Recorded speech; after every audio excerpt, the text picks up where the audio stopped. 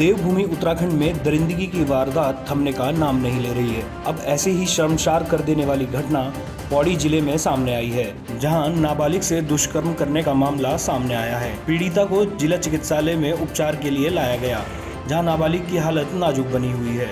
वहीं सूरज नाम का दरिंदा अब भी राजस्व पुलिस के हत्थे नहीं चढ़ पाया, जबकि इस दरिंदे ने नाबालिग को दुष्कर्म की वारदात किसी को भी बताने पर जान से मारने की धमकी भी नाबालिग को दी थी। वारदात उस वक्त की है जब नाबालिग अपने घर में अकेली थी, तभी आरोपी ने इस वारदात को अंजाम दिया।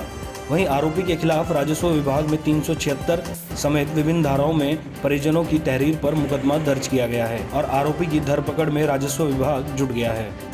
ये अगरोड़ा बाज़ार में इनकी मुर्गी मछली की दुकान है और ये दुकान में थे। लड़की अकेली थी अपने कमरे में और ये जो अभियुक्त है सूरज कुमार, ये वहीं 2 किलोमीटर आगे गांव का है, ये चिंडालू गांव है। तो ये वहां से आया, मौका देखा इसने देखा इसके माँ बाप वहाँ नहीं, ये सीधे कमरे में घुसा, अंदर से चटकनी लगाई और इसने जो है सीधे उसका बलात्कार किया, जैसा वादी बता रहे हैं। वो जाते जाते ये धमकी भी दे करके किया है कि अगर तूने इस घटना के बारे में किसी को बोला तो मैं तुझे और तेरे घर वालों को जान से मार दूंगा।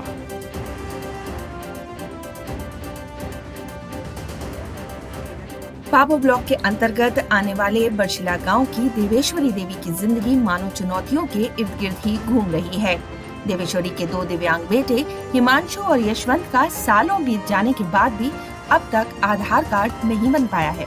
इन दोनों दिव्यांगों को लेकर उनकी मां कई बार सतपुरी आधार सेंटर जा चुकी हैं, मगर ना तो सेंटर में इनका फिंगरप्रिंट निकल पा रहा है और न ही आंखों के नमूने, जिसके कारण 20 साल बाद भी ये दोनों दिव्यांगों के लिए राज्य सरकार और केंद्र सरकार द्वारा चलाई जा रही योजनाओं से अछूते हैं। उनकी मां देवेश्वरी बताती है कि ये दोनों भाई ना तो कुछ खा सकते हैं और ना ही कुछ बोल सकते हैं, और तो और इनके शौच जाने पर भी इनकी मां ही सब साफ करती हैं। देवेश्वरी कहती हैं कि वो सरकार से मांग करती हैं कि दिव्यांगों के लिए दी जा रही योजनाओं का लाभ इनको भी दिया जाए। उन्हें उम्मीद है कि सरकार उनकी बात जरूर सुनेगी। वो कहती हैं कि इन दोनों के पिताजी भी पिछले लंबे समय से बीमार हैं, इस वजह से वो कोई काम नहीं कर सकते। इन तीनों की देखभाल वो अकेले ही करती हैं। इन दोनों को दिव्यांगों की दी जाने वाली पेंशन भी नहीं मिल पा रही है।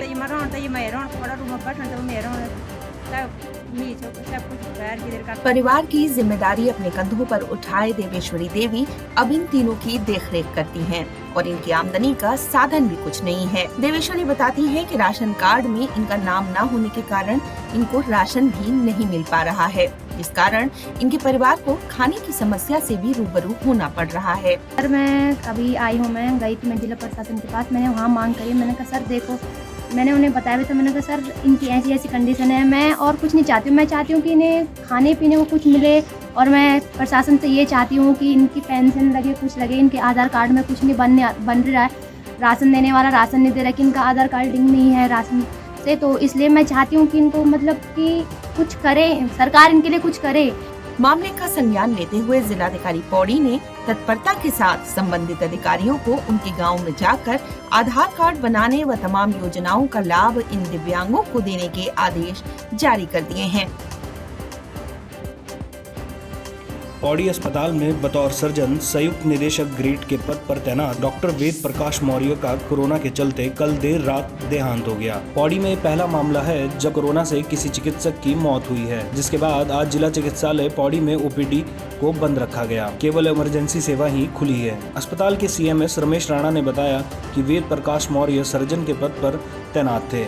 बीते 4 दिसंबर को वो कोरोना संक्रमित पाए गए थे, जिसके बाद उन्हें होम क्वारंटीन कर दिया गया था और स्वास्थ्य में सुधार न होने पर 8 दिसंबर को उन्हें एम्स ऋषिकेश में भर्ती करवा दिया था, लेकिन लंबे समय तक उपचार चलने के बाद कल देर रात कोरोना संक्रमण के चलते उनकी मौत हो गई। जनपद पौड़ी में कोरोना से किसी चिकित्सक की यह पहली मौत है। डॉक्टर मौर्य जो है वो कार्य करते हुए उनको जो है संक्रमित हुए थे। उसके बाद जो है उनको रेस्ट के लिए किया गया था, तो उस समय उनके कोई सिम्टम्स उनको फिर जो है उनको हम लोगों ने जो है होम क्वारंटाइन किया। लेकिन जो है जब उनको थोड़ी सी परेशानी हुई तो फिर उनको जो है यहाँ से रेफर किया गया हरिद्वार में, वो वहाँ चले गए कोविड हॉस्पिटल में। तो वहाँ पर जो है जब उनकी तबीयत और कुछ खराब हुई तो वो जो है एम्स में भर्ती हुए और एम्स में 8 तारीख को वो भर्ती हुए और कल जो है मालूम चला कि जो है 8:56 पे रात्रि को जो है उनका जो है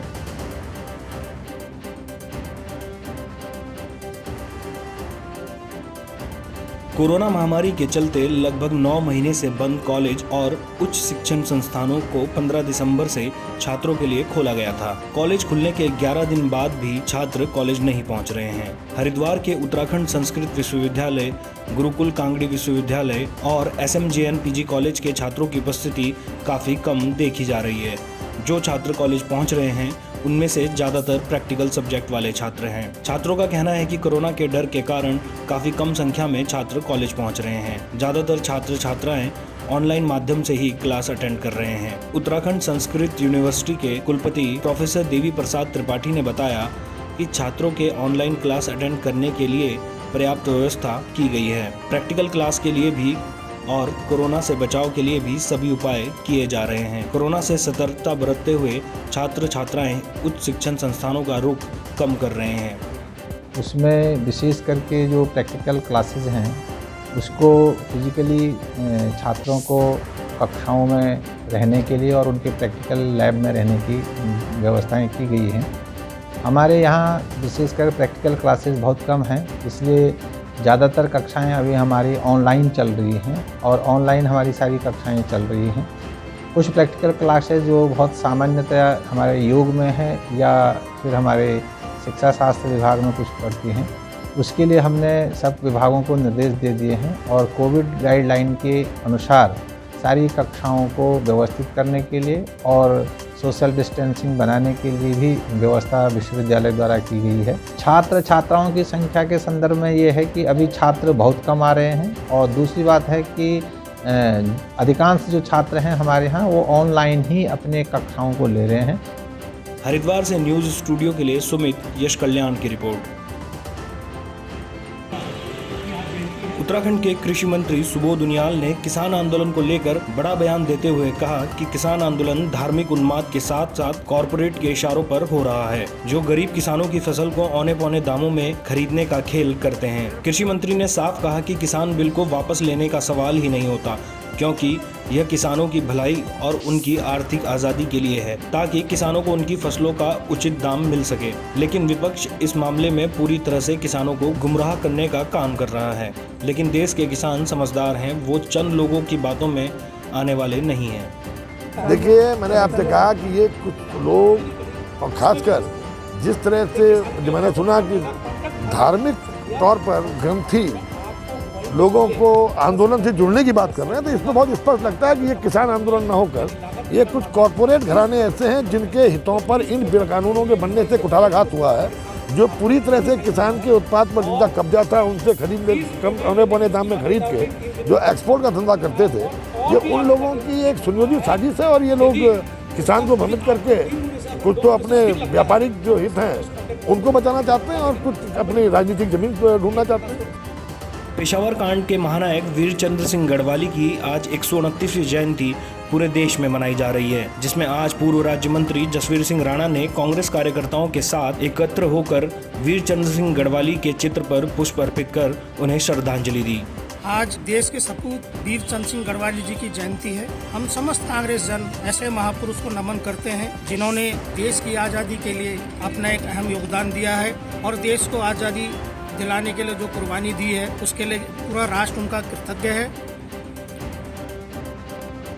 बड़कोट फॉरेस्ट रेंज में अवैध वन्यजीव शिकार के मामले में वन विभाग ने 2 लोगों को गिरफ्तार किया है। वह एक रियाज नाम का मुख्य आरोपी फरार है। दरअसल मामला बड़कोट रेंज का है, जहां पर वन विभाग को गश्त के दौरान एक सांभर के चीखने की आवाज आई। जब फॉरेस्ट गार्ड आवाज का पीछा करते हुए पहुंचे तो उन्होंने देखा कि कुछ लोग एक सांभर का गला रेत उसकी हत्या कर रहे थे, जिसके बाद मौके पर ही 2 आरोपियों को धर दबोचा गया। वह मुख्य आरोपी भागने में कामयाब हुआ। आरोपियों के खिलाफ वाइल्ड लाइफ एक्ट के तहत गंभीर धाराओं में मुकदमा दर्ज कर दिया गया है। साथ ही DFO राजीव धीमान ने रेंज की टीम को बधाई दी है।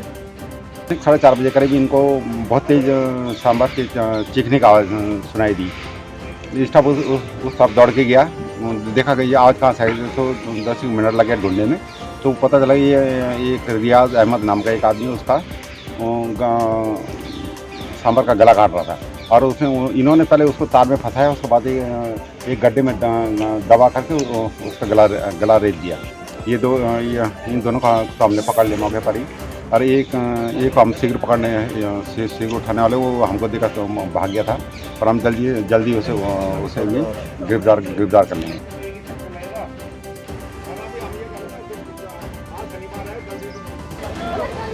धर्मनगरी हरिद्वार में 2021 में होने वाले महाकुंभ के लिए केंद्र से 40 कंपनी सेंट्रल पैरामिलिट्री फोर्स की अनुमति दे दी गई है, जिसमें एसएसबी और सीएसएफ की 7 कंपनियां, आईटीबीपी की 6 कंपनी, बीएसएफ और सीआरपीएफ की 10 कंपनियां कुंभ में तैनात होंगी। साथ ही एनएसजी और स्नाइपर्स के जवानों के अलावा बम डिस्पोजल स्क्वाड की टीमों की तैनाती की भी केंद्रीय गृह विभाग ने मंजूरी दे दी है। कुंभ आईजी संजय गुंजाल ने बताया कि इन कंपनियों की 1 जनवरी से 4 चरणों में तैनाती होगी। कुंभ आईजी संजय गुंजाल के अनुसार कुंभ मेले के लिए 40 कंपनी सेंट्रल पैरामिलिट्री फोर्स की अनुमति सरकार द्वारा मिल चुकी है, जिसकी पहली टुकड़ी 1 जनवरी को मिल जाएगी, जिसमें 5 कंपनियां होंगी। साथ ही कुंभ के लिए एनएसजी के कमांडो और स्नाइपर्स भी हमें कुंभ की सुरक्षा के लिए मुहैया करवाए हैं, जिससे हरिद्वार में होने वाले महाकुंभ को भव्य के साथ सुरक्षित भी बनाया जा सके।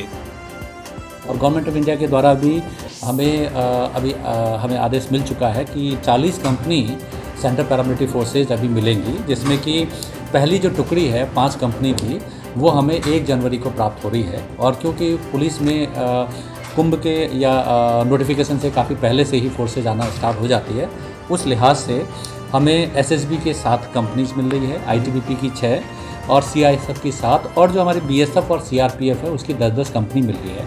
और जो ये पूरे कंपनीज है पैरामिलिट्री फोर्सेज की, ये 4 चरणों में आएगी, जिसमें 5 कंपनी हमारी 1 जनवरी को आएगी, फिर 7 कंपनी 1 फरवरी को, और जो मुख्य शाही स्नान है उस दौरान 12 और 16 कंपनी हमें शाही स्नान से पहले मिलेगी।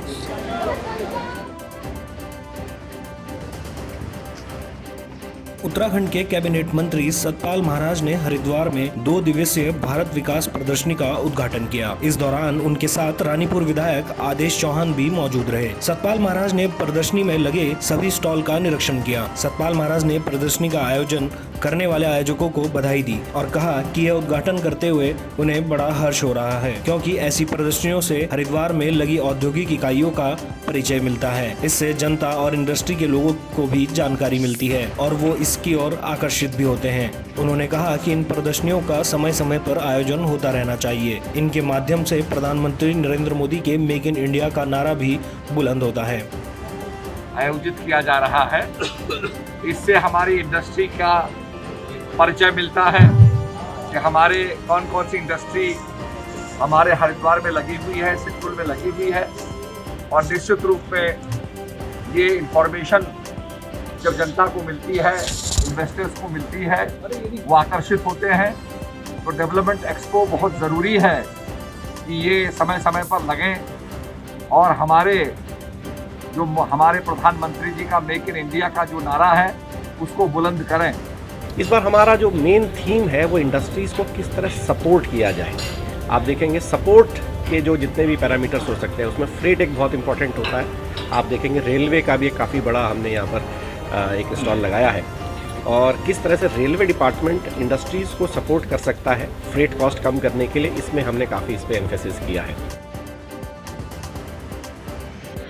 पहाड़ों की रानी में जम्मू कश्मीर से नवनिर्वाचित पंचायत सदस्यों ने शैक्षिक भ्रमण कार्यक्रम के तहत मसूरी के नजदीकी ग्राम पंचायतों में कामकाज की जानकारी ली। आपको बता दें कि जम्मू कश्मीर में हाल ही में पहली बार ग्राम पंचायत चुनाव का आयोजन हुआ था। जीते हुए प्रत्याशियों का 31 सदस्यों का एक दल उत्तराखंड पंचायत विभाग की ओर से पंचायती अधिनियम व पंचायतों के कामकाज की जानकारी लेने मसूरी पहुंचा था। कश्मीर के पंचायत प्रतिनिधि गुल मोहम्मद ने बताया कि उत्तराखंड आकर उन्हें पंचायत के नियमों की काफ़ी जानकारी मिली, जो उनके लिए भविष्य में काफ़ी फायदेमंद साबित होगी। साथ ही उन्होंने कहा कि उत्तराखंड की ग्राम पंचायत काफ़ी अच्छी तरह से कार्य कर रही हैं और उनको यह जानकर काफ़ी अच्छा लगा है। यहाँ पर जो हमने जो 3-4 दिन निकाले किसी पंचायती राज के बारे में हमने हर जगह जाके देखा कि जिस किस्म का सिस्टम यहाँ पे पंचायती राज का है, शायद ही कहीं और स्टेटों में हो। बहुत अच्छा लगा। हम भी चाहते हैं कि अब हम जम्मू कश्मीर जाके इसी किस्म का पंचायती राज और इसकी जो इसका काम काज जो उस हिसाब से करने की कोशिश करेंगे। हाँ, जम्मू कश्मीर और उत्तराखंड की ये जो है ना, ये जोग्राफिकली भी और इस तरह भी देखें आप, टोपोग्राफी जिसकी है पूरी मिलती जुलती है। यहाँ का आबो हवा भी मिलता है, तो हमें बहुत अच्छा लगा यहाँ आके। और जो चीज़ें हमने पंचायती राज में देखी, यहाँ पर जो काम विभाग ने किया है वो बहुत ही अच्छा है।